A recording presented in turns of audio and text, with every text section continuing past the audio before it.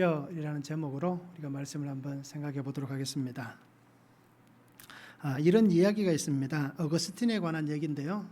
우리 어거스틴이 누군지는 아시죠? 초대 교부입니다. 그래서 굉장히 우리 기독교 역사에 있어서 중요한 분이고요. 이 어거스틴을 빼고는 바울 이후에 특별히 어거스틴을 빼고는 기독교를 얘기할 수 없을 만큼 굉장히 중요한 분입니다. 그런데 이런 얘기가 있습니다. 어거스틴이 어느 날 꿈을 꿨습니다. 그런데 그 꿈에 천국 문에 도달하는, 그러니까 천국에 들어가는 그런 꿈을 꿨습니다. 그런데 그 꿈에 천사가 나타나서 이렇게 묻습니다. 천국 문 앞에서 자는 당신은 누구입니까? 라고 묻습니다. 그래서 어거스틴을 모를 수는 없지 않겠습니까? 그런데 천사가 당신은 누구입니까? 라고 물을 때 어거스틴이 뭐라고 대답하겠습니까? 예, 저는 그리스도인입니다. 자기의 이름을 얘기하는 것도 아니고 나는 그리스도인입니다. 라고 그렇게 대답을 했습니다. 그랬더니만 천사가 이렇게 얘기합니다. 아닙니다. 즉 당신은 그리스도인이 아닙니다.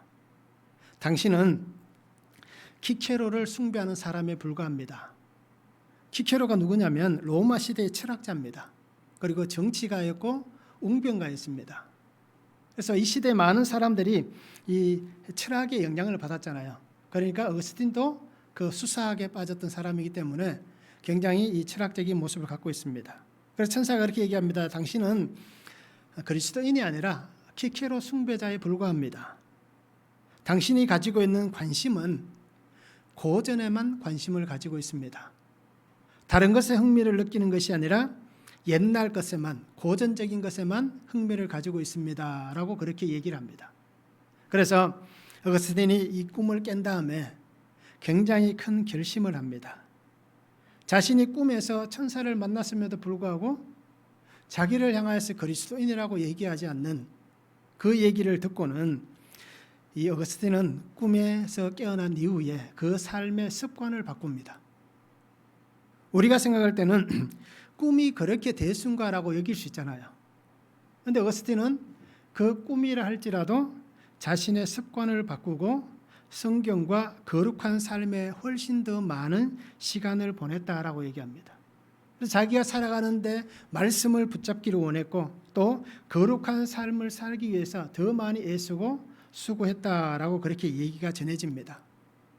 어떻습니까? 우리 성도님들은 나의 삶에 어떤 바꾸어야 할 것이 있다면 무엇을 바꾸어야겠습니까? 지금까지 우리가 습관같이 지나왔던 것들 있잖아요. 그리고 아무렇지도 않게 여겼던 그러한 것들이 분명히 있습니다. 그러면 어거스틴은 꿈을 꾼 이후에 자기의 습관을 바꿉니다. 삶의 방법을 바꿉니다.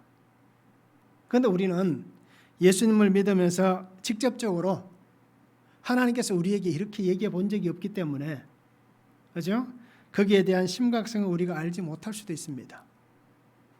예수님께서 비유로 말씀하실 때 3년 동안 열매 없는 무화과 나무 비유를 하신 적이 있잖아요.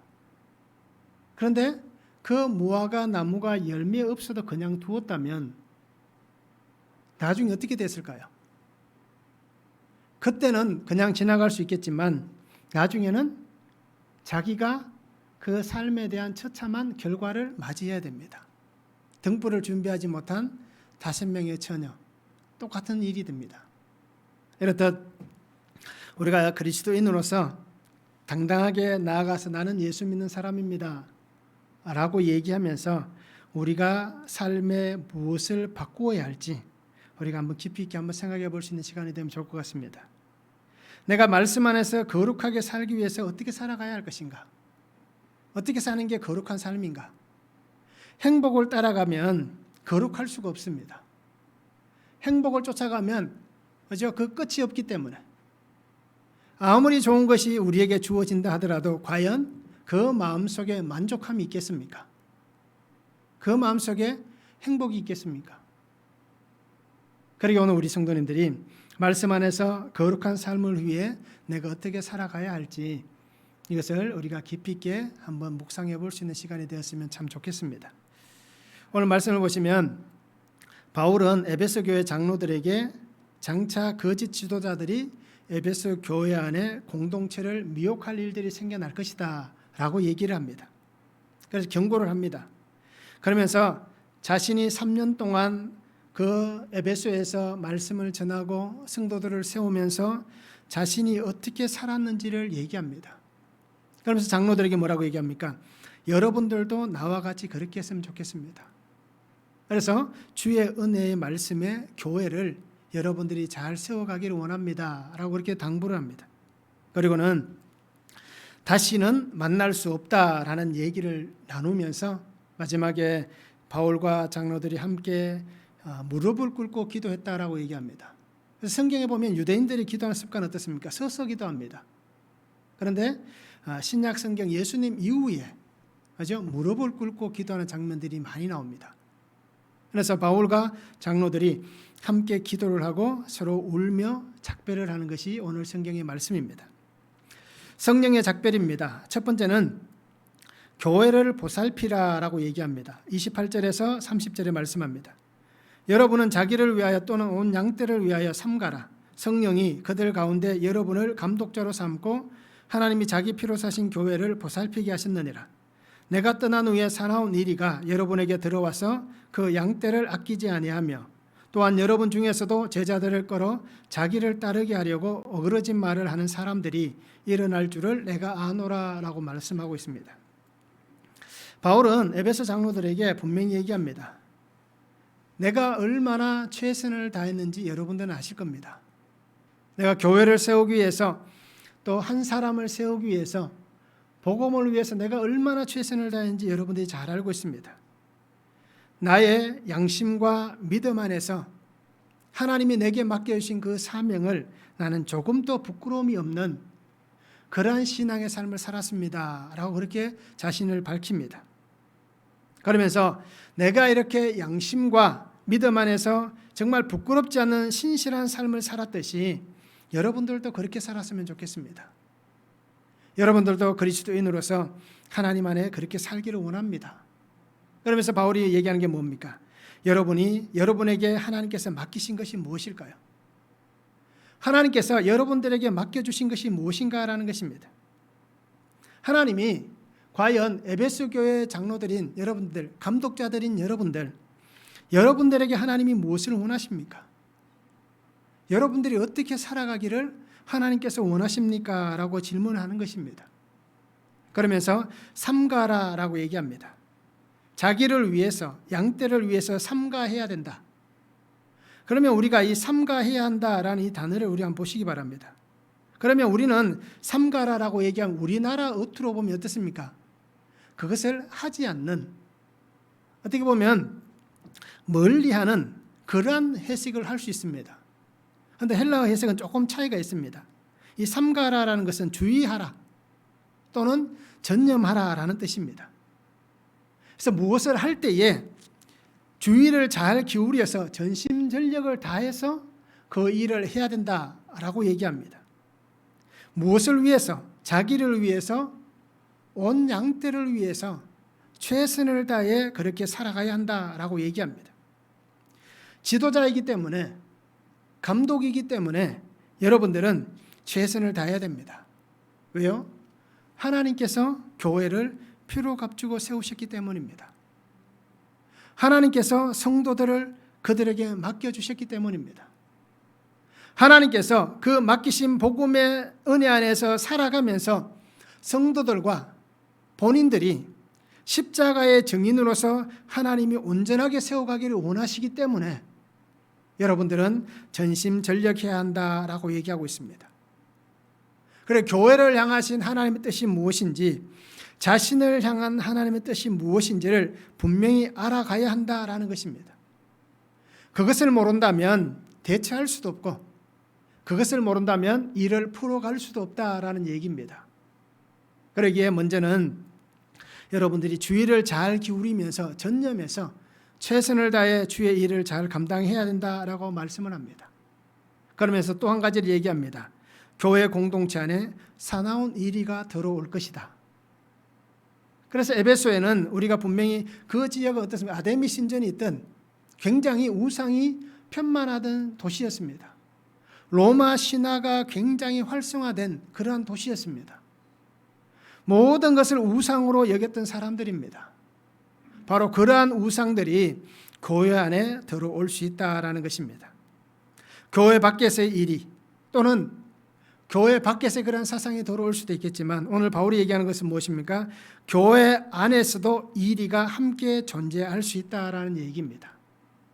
그래서 오늘 성경이 얘기합니다. 어그러진 말로라고 얘기합니다. 교회 안에 있으면서 그렇게 어그러진 말을 하는 사람들이 일어날 것이다. 자기 편을 만들기 위해서, 자기 사람들을 세우기 위해서 그렇게 행동이 일어날 것이다. 그런데 중요한 것은 교회 밖에서 들어오는 일이든 교회 안에서 생겨나는 일이든 결국은 교회를 파괴한다라는 것입니다. 그러기에 거짓 교사들을 주의해라. 세상의 우상을 주의해라. 라고 분명히 얘기를 하고 있습니다. 교회는 하나님이 세운 공동체입니다. 그런데 우리가 분명히 알듯이 어떻습니까? 교회 안에 분파가 생겨서는 안 되는 것입니다.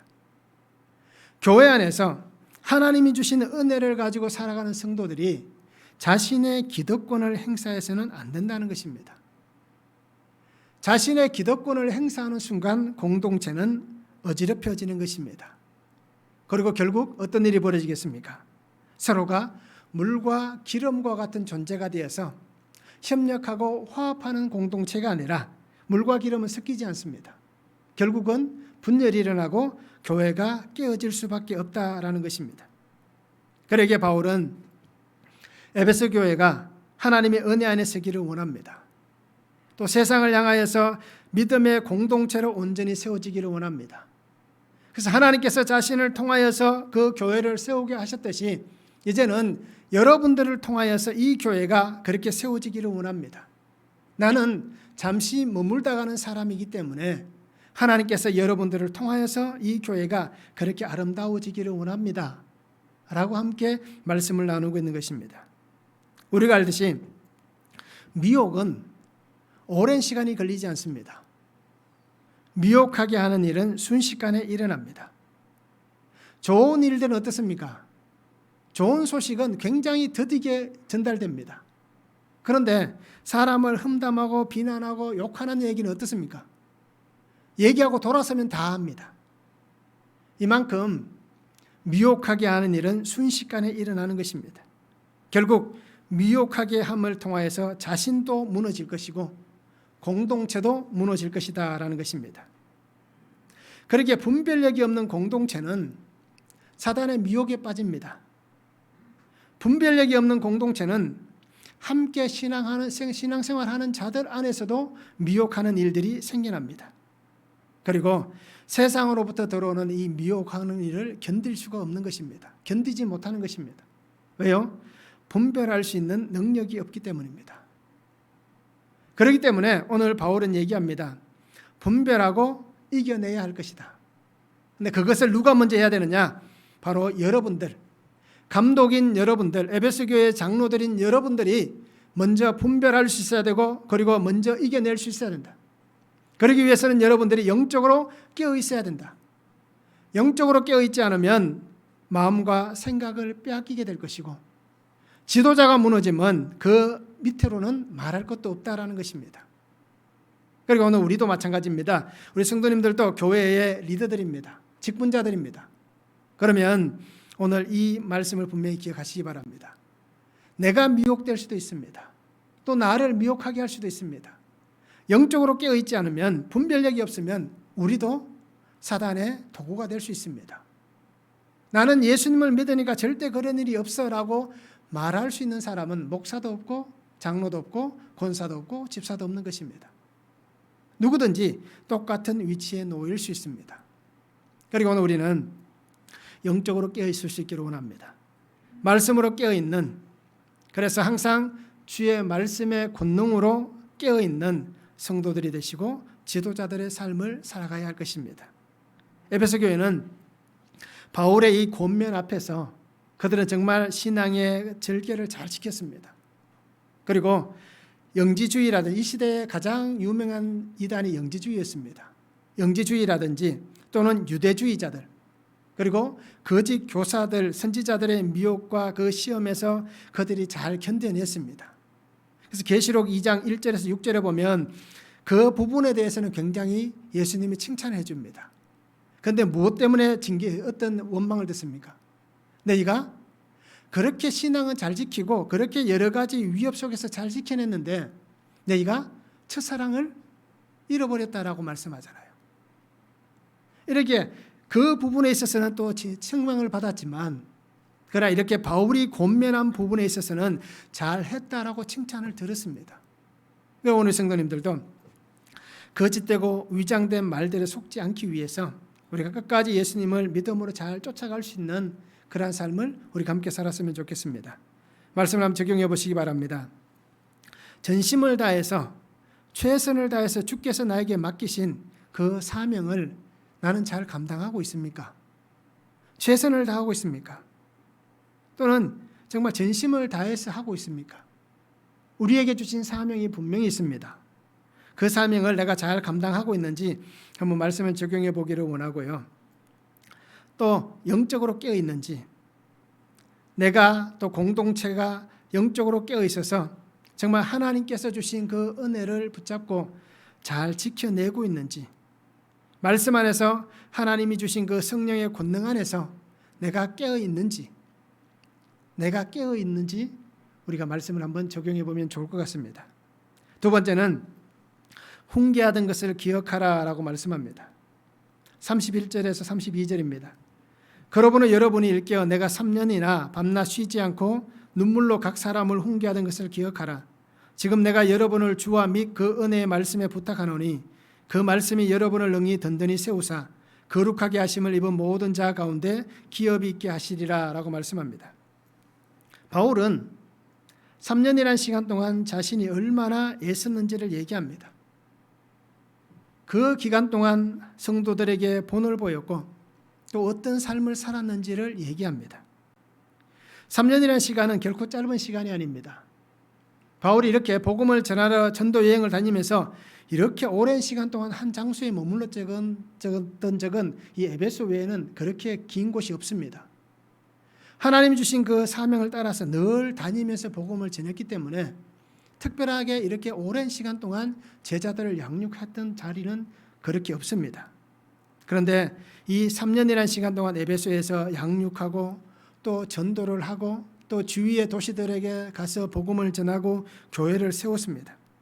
그리고 3년 동안 자신에게 양육받았던 제자들이 나아가서 자신들의 삶의 자리에 나가서 말씀을 전하여서 그곳에도 교회들이 세워졌습니다. 그러기에 자신이 어떻게 살았는지에 대해서 기억하라. 나의 삶을 여러분들이 기억해 주면 좋겠다라고 얘기합니다. 한 사람을 세우기 위해서 얼마나 내가 수고했는지, 한 사람을 세우기 위해서 내가 얼마나 애통했는지, 이 일들을 여러분들이 기억하면 좋겠습니다. 즉 바울이 이 얘기는 어떤 얘기겠습니까? 내가 그렇게 살았듯이 여러분들도 한 사람을 세우기 위해서 어떻게 해야 할지, 사람들을 대할 때 그 속에 애통함이 있어야 한다라고 분명히 얘기를 하고 있습니다. 자신이 받았던 그 은혜, 하나님의 그 사랑의 은혜를 나누었다는 것, 그리고 정말 수고하고 애썼다는 것. 그래서 어느 곳에서든지 그 한 사람이 어떤 환경에서도 흔들리지 않는 그 하나님의 사람으로 세우기 위해서 나는 정말 눈물로 그들을 잘 양육했다라고 얘기합니다. 그래서 오늘 성경이 뭐라고 얘기합니까? 훈계하던 것을 기억하라라고 얘기합니다. 훈계란 것은 충고하는 것입니다. 권고하는 것입니다. 책망하는 것입니다. 그래서 바울의 이 훈계는 바르게 세우기 위함이었습니다. 그래서 때로는 강하게 책망하기도 했을 겁니다. 때로는 위로하기도 했을 것입니다. 때로는 정말 하나님이 주신 그 말씀을 따라서 충고를 아끼지 않았을 겁니다.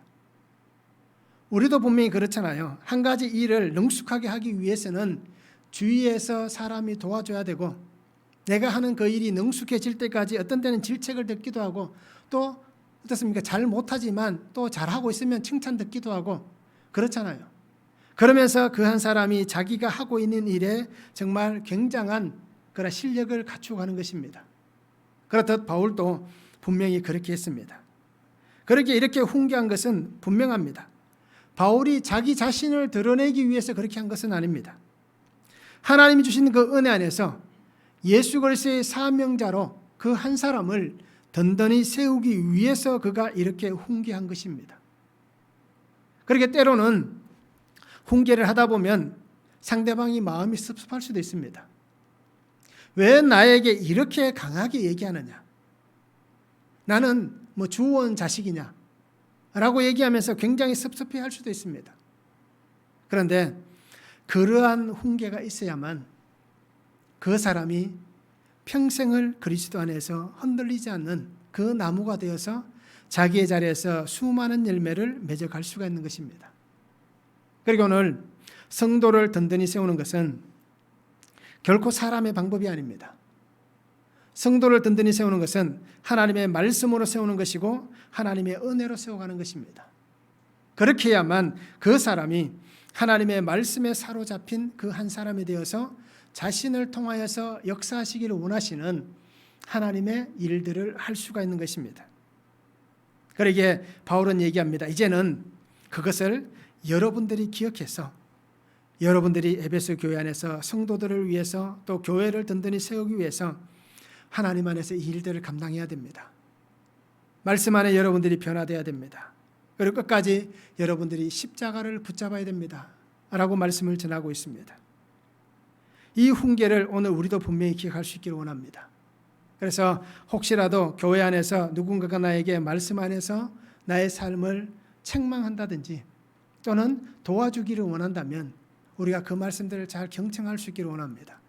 그래서 안 되게 하고 나쁘게 하고 그리고 그 사람을 정말 좌절시키기 위해서 얘기하는 사람은 아무도 없습니다. 우리 성도님도 이 말씀들을 잘 기억했으면 좋겠습니다. 말씀을 한번 적용해 보시기 바랍니다. 내가 눈물로 말씀을 전하고 구속의 말씀 위에 든든히 세워가야 할 한 사람은 누구입니까? 나는 누구를 이렇게 세우겠습니까? 눈물로 기도하며 눈물로 말씀을 붙잡고 그 하나님의 예수 그리스도 십자가 구속의 말씀 위에 든든히 세워가야 될 한 사람은 누구입니까? 우리가 말씀 한번 적용해 볼 수 있기를 원합니다. 세 번째는 손으로 수고하였다라고 얘기합니다. 33절에서 35절에 말씀합니다. 내가 아무의 은이나 금이나 의복을 탐하지 아니하였고 여러분이 아는 바와 같이 이 손으로 나와 내 동행들이 쓰는 것을 충당하여 범사에 여러분에게 모본을 보여준 바와 같이 수고하여 약한 사람들을 돕고 또 주 예수께서 친히 말씀하신 바 주는 것이 받는 것보다 복이 있다 하심을 기억하여야 할지니라 라고 말씀합니다. 바울은 에베소의 그 사역들을 돌아봅니다. 그러면서 자신 있게 장로들에게 당부합니다. 자기가 그렇게 삶을 살았기 때문에 얘기할 수 있는 것입니다. 예수님의 말씀을 인용해서 바울이 얘기하는 것이 무엇입니까? 주는 것이 받는 것보다 복이 있다라고 얘기합니다. 마태복음 10장 42절에 보면 또 누구든지 제자의 이름으로 이 작은 자 중 하나에게 냉수 한 그릇이라도 주는 자는 내가 진실로 너희에게 이르노니 그 사람이 결단코 상을 잃지 아니하리라. 예수님께서 하신 말씀입니다. 정말 약한 사람에게, 부족한 사람에게, 도움이 필요한 사람에게 냉수 한 그릇, 그것이 얼마나 약한 것인지 우리 알지 않습니까? 물 한 그릇이 뭐 엄청난 가치가 있다라고 얘기할 수는 없잖아요. 가장 소박한 것, 가장 작은 것, 그것 하나라도 약한 자를 위해서 그 마음에 그 일들을 행하면 하나님께서 결코 상을 잃어버리지 않도록, 결국 얘기가 무엇입니까? 그에게 하나님은 상을 주시겠다라고 말씀하시는 것입니다. 바울은 이 예수님의 말씀과 같이 그렇게 살았습니다. 그래서 항상 약한 자들을 생각했고 도움이 필요한 자들을 위해서 수고하고 애를 썼습니다. 그래서 바울은 어떻게 살았습니까? 자기는 나는 어떤 것도 욕심내지 않았습니다. 어떤 것도 나는 탐하지 않았습니다. 억지로 여러분들에게 나의 쓸 것을 구하지도 않았습니다. 내가 이렇게 살아가야 되니까 당신들이 나에게 이 필요를 채워달라 라고 그렇게 요구하지 않았다라는 얘기입니다. 우리가 알듯이 세상의 사람들은 어떻게 합니까? 지도자가 되면 자신들의 삶의 필요를 위해서, 그죠? 지도자를 섬겨야 됩니다. 그리고 또는 어떤 사람들은 재산을 모으기도 합니다. 그래서 자기의 부를 축적하는 일들이 참 많이 일어납니다. 근데 바울은 어떻게 얘기합니까? 나는 어떤 것도 욕심내지 않았다라고 얘기합니다. 그래서 오늘 33절에 말씀하잖아요. 아무의 은이나 금이나 의복을 탐하지 아니하였다. 결국 이 얘기는 나는 재산을 모으지 않았다. 나는 어떤 다른 것도 취하지 않았다. 내 욕심을 위해서 나는 이러한 것들을 가지지 않았다라고 얘기합니다. 그저 하나님이 주시는 그 은혜를 따라서 말씀 안에서 묵묵히 그 사명의 길을 걸어왔을 뿐이다. 그렇게 바울이 고백한 그 말씀 중에 분명히 나오잖아요. 나는 수도 없이 많은 날을 줄이기도 하였다라고 얘기하잖아요. 내가 가지고 있다면 굶을 필요가 없는데 바울은 그 굶는 시간도 굉장히 많았다라고 얘기합니다. 당장 먹을 만한 형편이 되지 않았기 때문에. 교회의 지도자로서 정말 복음을 전하는 그가 원했다면 그런 일을 겪지 않아도 되었습니다. 그런데 바울은 그렇게 분명히 고백하고 있습니다. 자신에게 필요한 것을 자신의 손으로 수고해서 나는 충당했다라고 얘기합니다. 내가 필요하면 내가 손을 가지고 일을 해서 내가 수고하고 땀을 흘려서 나는 충당하였다라고 얘기합니다. 사도행전 18장 3절에 보면 브리스길라와 아굴라를 만났을 때 얘기입니다. 생업이 같으므로 함께 살며 일을 하니 그 생업은 천막을 만드는 것이더라라고 얘기합니다. 그래서 바울은 어릴 때부터 이 천막 만드는 일을 배웠습니다. 다소시가 이 천막을 만드는데 굉장히 특화된 도시였다라고 얘기합니다. 그러니까 천막을 만드는데 그 다소시의 사람들이 굉장히 많은 사람들이 이러한 업을 가지고 있었다라고 얘기합니다. 그래서 바울은 자연스럽게 어릴 때부터 이 천막 만드는 일들을 배웠습니다. 그러면서 자기가 전도하면서 복음을 전하면서 다니는 곳곳마다 이렇게 다른 곳에는 특별히 기록되어져 있지 않지만 이렇게 사도행전 18장 3절의 말씀 보면 분명히 알 수 있습니다. 가는 곳마다 그가 머무르면서 이 일을 했음을 분명히 보여주고 있습니다. 그렇다 바울은 내가 이렇게 살았듯이 여러분들이 교회의 지도자가 되어서 장로가 되어서 어떤 것도 탐욕을 가져서는 안 됩니다. 그냥 섬기고 나누는 삶이 되어야 됩니다. 손으로 수고하는 자에게 하나님께서 은혜를 주신다라고 그렇게 말씀을 하고 있습니다. 말씀을 한번 적용해 보시기 바랍니다.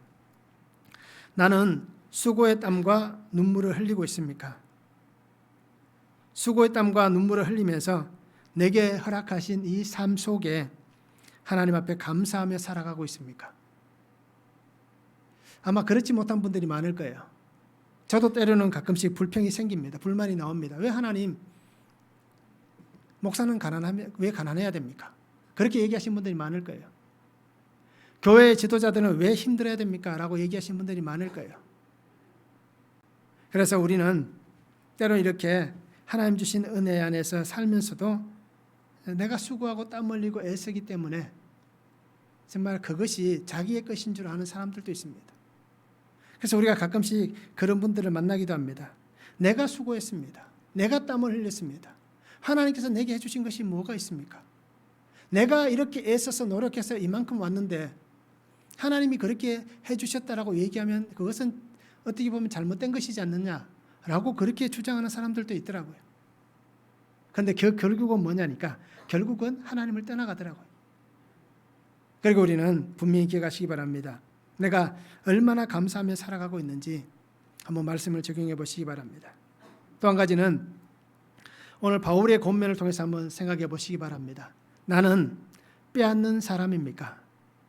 아니면 나는 주는 사람입니까? 매일 나에게 달라달라는 사람입니까? 내게 있는 것을 매일 주는 사람입니까? 이것을 우리가 말씀을 한번 잘 적용해 보면 좋을 것 같습니다. 네 번째는 아름다운 작별입니다.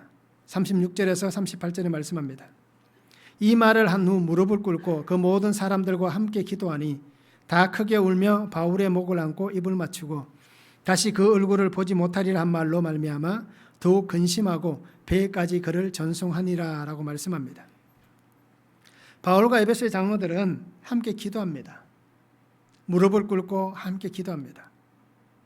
자신들이 이제는 다시는 얼굴을 볼 수 없다라고 얘기하기 때문입니다. 얼굴을 보지 못한다는 것은 굉장히 슬픈 일입니다. 그렇잖아요. 내가 사랑하는 사람들, 내가 존경하는 사람들, 내가 좋아하는 사람들, 그 사람들과 얘기할 수 없고 얼굴을 볼 수 없다는 것, 이것은 굉장한 슬픔입니다. 특별히 에베소 교회 성도들은 어떻습니까? 바울을 통해서 엄청난 하나님의 사랑을 받았잖아요. 어떻게 보면 자기들의 삶이 이 땅에서 지옥으로 떨어질 인생들인데 자신들의 삶을 천국으로 이끌어낸 그 정말 엄청난 은혜를 받은 사람들입니다. 그러니까 바울을 멀리서나마 아니면 가끔씩이나마 한 번씩 볼 수 있으면 좋은데 그렇지 못하다. 이제는 다시는 바울 속에는 하나님 주신 그 마음을 따라서 마지막까지 복음을 전하기 위해 가지고 있는 계획이 있었습니다. 그러다 보니까 이제 나는 다시는 이 지역으로 올 수 없다라고 얘기한 것입니다. 서로가 함께 기도합니다. 서로에게 주어질 하나님의 그 허락하실 삶을 위해서, 서로에게 하나님이 허락하실 그 사역을 위해서, 또 서로에게 맡겨주실 그 하나님의 성도들을 위해서, 이 땅에서 수고하고 애쓸 그 수많은 일들을 위해서 함께 기도합니다. 그리고 또 한 가지는 수없이 많이 생겨날 환난과 시험을 위해서도 기도합니다. 앞으로 여러분들에게 생겨날 이 수많은 환난들, 이 수많은 시험들, 이 수많은 고난이 있을 것이다 라고 서로가 기도하는 겁니다. 바울은 성도들을 위해서, 장로들은 바울을 위해서 그렇게 기도합니다. 그러면서 뭐라고 기도하겠습니까? 믿음 안에 하나님 승리할 수 있도록 힘을 달라라고 그렇게 기도했을 것입니다. 그리고 하나님께서 끝까지 이들의 삶을 인도해 달라라고 그들이 기도했을 것입니다. 하나님이 이들 속에 역사하셔서 떠나가지 않는, 하나님이 끝까지 잡아주시는, 그래서 그 삶이 정말 하나님 나라에서 복된 삶이 될 수 있도록 그들이 기도했을 것입니다. 성령의 보내심이 있었기 때문에 그들은 만났습니다. 그리고 성령의 보내심이 있기 때문에 이별을 하는 것입니다. 성령 하나님이 아니면 만남도 없고 이별함도 없습니다. 세상 사람들은 옷깃만 스쳐도 인연이다라고 얘기하잖아요. 그리고 많이들 얘기하는 우연히 일어난 일이다라고 얘기합니다. 그런데 하나님은 분명히 말씀합니다. 하나님이 보내셨기 때문에 만나고 하나님이 보내시기 때문에 이별하는 것입니다. 이것을 우리 성도님들 잘 기억했으면 좋겠습니다. 하나님께서는 이 땅에서의 이별은 일어날지언정 오늘 말씀을 통해서 분명히 우리에게 말씀합니다. 하나님의 나라에서 앞으로 영원한 만남이 있을 것이다. 그러기에 영원한 만남을 위해서 잠시의 이별은 감내해야 되는 일이다라는 것입니다. 사랑하는 가족도 어떻습니까? 때가 되면 이별해야 됩니다. 좋은 관계를 맺고 있는 성도들도 때가 되면 이별을 해야 됩니다. 이 땅에서 영원한 것은 존재하지 않습니다. 우리는 인간이라는 육신의 한계를 갖고 있기 때문에 이 땅에서는 언젠가 때가 되면 하나님이 우리를 부르시는 그때가 되면 모든 사람과 이별을 해야 됩니다. 그러나 그 이별은 슬플 수 있지만 영원한 하나님 안에서의 영원한 만남을 위해서는 이별이 있어야만 영원한 만남이 있을 수 있는 것입니다. 중요한 것은 뭐겠습니까? 하나님의 은혜 안에서 그 영원한 만남이 있어야 되는 겁니다. 만나지 못할 일들이 생겨난다면 그것보다 가슴 아픈 일은 없는 겁니다. 그러기에 우리 성도님들이 오늘 바울과 이 에베소의 성도들이 함께 이렇게 목을 안고 슬퍼하는 이 슬픔이 정말 생이별 때문에 슬퍼하는 것이다라고 여기지 마시기 바랍니다. 슬픔은 당연히 있을 수 있습니다. 그런데 하나님 안에서 이 아픔을 이겨낼 수 있는 것이고 또 하나님께서 그것을 이기게 해주실 것입니다. 바울은 성도들을 굉장히 존경했을 겁니다. 또 성도들도 바울을 굉장히 존경했을 겁니다. 바울은 성도들을 정말 사랑했습니다. 그래서 그들을 향한 아름다운 마음이 있었습니다. 하나님께서는 마침내 그들은 떨어져 있는다 할지라도 예수 그리스도의 그 사랑의 띠로 분명히 하나로 묶어주시는 겁니다. 육신의 관계는 떨어져 있다 할지라도 영적 관계는 끊임없이 연결되어 것입니다. 그래서 바울이 로마에서도 에베소의 편지를 쓰잖아요. 옥중에서 편지를 쓰잖아요. 그러기에 우리가 하나님 안에서 모든 성도들이 끊임없이 영적으로 묶여져 있는 그런 은혜 삶을 우리가 함께 살았으면 좋겠습니다.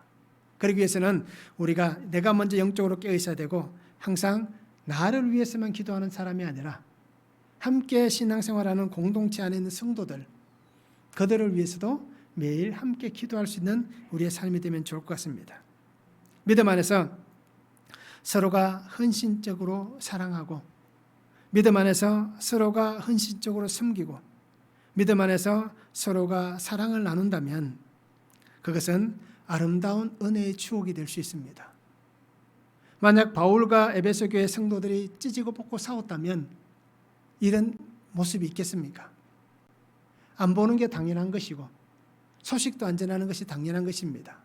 그런데 그렇지 않고 정말 아름다운 은혜의 추억들이 그들 속에 있기 때문에 자신의 생명을 아끼지 않았던 이 바울의 모습, 성도들도 자신의 생명을 조금도 아끼지 않았던 그 모습들, 함께 그 아름다운 은혜가 있었기 때문에 이렇게 성령 안에서 아름다운 작별을 할 수가 있는 것입니다. 우리가 때로는 선교지에 어떻습니까? 복음을 전하기 위해서 선교를 가잖아요. 저도 늘 이렇게 선교를 다녔습니다. 그러면서 선교 나가는 팀들과 함께 늘 가면 항상 마지막에 하는 인사가 있습니다. 그 현지에 있는 분들과 마지막에 항상 하는 인사가 다음에 천국에서 만납시다. 이 인사를 마지막에 꼭 하고 옵니다. 왜요? 내가 그 현장에 다시 갈 수 있을지 알지 못하잖아요. 간다 하더라도 그때 그 사람이 그때가 있을지 모르잖아요. 그렇기 때문에 서로가 항상 마지막에 선교지에서 인사 나눌 때에 천국에서 만납시다 라고 인사를 나누고 헤어집니다. 이것이 바로 성령의 아름다운 작별입니다.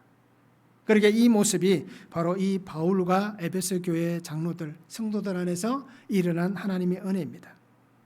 그러기에 성령 하나님의 인도하심을 위해서 함께 손을 잡았습니다. 성령 하나님의 인도하심을 위해서 함께 하나님 앞에 헌신하는 삶이 되었습니다. 그리고 서로에게 하나님 주실 또 다른 은혜들을 함께 나눌 그때를 기대합니다. 그리고 우리 성도님들도 이 은혜를 붙잡고 함께 살았으면 좋겠습니다. 말씀을 한번 적용해 보시기 바랍니다.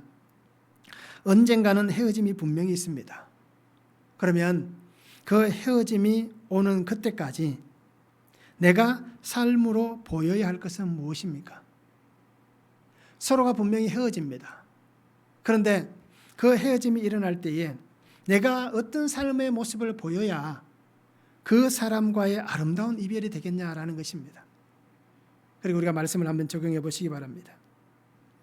혹시 우리에게 이러한 일들 없었습니까? 이별의 서운함이나 원망이나 또는 그 이별을 통하여서 생겨난 고통이 혹시 남아있지는 않습니까? 그 사람 때문에 내가 이렇게 고통이 있다. 그 일 때문에 내가 이런 큰 고통이 있다. 라고 하는 서운함이나 큰 고통이 혹시 남아있지는 않는지, 그것이 남아있다면 어떻게 이 문제를 풀어가야 할지 우리가 말씀을 적용해 볼 수 있는 시간이 되면 좋을 것 같습니다. 하나님은 우리의 삶을 정언하시기를 원하십니다. 예수님 같이, 바울 같이 오늘 나를 그렇게 정언하기를 원하십니다. 그러면서 하나님은 내가 실제적 본이 되는 삶을 살기를 원하십니다. 형식적이고 위선적이고 입술로만 사는 사람이 아니라 실질적 하나님의 말씀에 사로잡혀서 본이 되는, 행동하는 그 삶을 하나님께서 원하십니다. 그리고 오늘 하나님은 내가 믿음 안에 살아가기를 소망하십니다. 그리고 우리가 믿음 안에 아름다운 만남을 잘 만들어 가시기 바랍니다. 그래야만 나중에 이별을 준비할 때 그 아름다운 이별, 성령 안에서의 이별이 될 수가 있습니다. 그래서 오늘 우리 성도님들도 하나님의 말씀을 잘 붙잡고 성령께서 우리를 인도하시는 대로 그렇게 순종하며 살아가는 삶이 될 수 있기를 원합니다. 그래서 바울같이 오늘 정말 주는 것이 받는 것보다 복이 있다. 내가 여러분들에게 행했던 이 모든 것을 여러분들이 기억해 주면 좋겠다. 이렇게 말씀을 권면했던 같이 우리 모든 성도님들도 그렇게 살아갈 수 있기를 원합니다. 기도하시겠습니다. 사랑의 아버지 하나님 감사합니다. 오늘도 우리에게 주신 말씀을 바라봅니다. 주의 은혜 안에 살게 하시고 주의 능력 안에 살아가게 하심에 감사를 드립니다. 아버지 하나님, 바울과 에베소 교회 성도들, 특별히 장로들과 함께 그렇게 모여서 지금까지 하나님이 행하셨던 그 은혜들을 나누고 서로가 서로를 위해서 기도하고 정말 아름다운 성령의 작별을 하는 모습을 보여줍니다. 아버지 하나님, 서로의 사역을 위해서 또 하나님 살아가면서 생겨날 수많은 고난과 혼란들을 미리 예비하며 서로가 함께 기도하며 서로를 위해 정말 눈물 흘리며 하나님 앞에 서로가 서로를 맡깁니다. 이렇듯 우리 성도님들도 주님 주신 그 삶의 자리에서 성령 안에서 하나님 보내셨기 때문에 만나게 하셨고 또 하나님이 보내시기 때문에 이별하게 하신다라는 이 말씀을 잊지 않고 끝까지 주의 말씀 안에서 하나님 뜻을 잘 세워갈 수 있도록 서로가 서로에게 위로자가 되고 서로가 서로에게 아름다운 사랑의 관계가 되고 서로가 서로에게 섬기고 헌신하고 나누는 존귀한 자들로 하나님 살아갈 수 있도록 주님 은혜를 다하여 주시옵소서.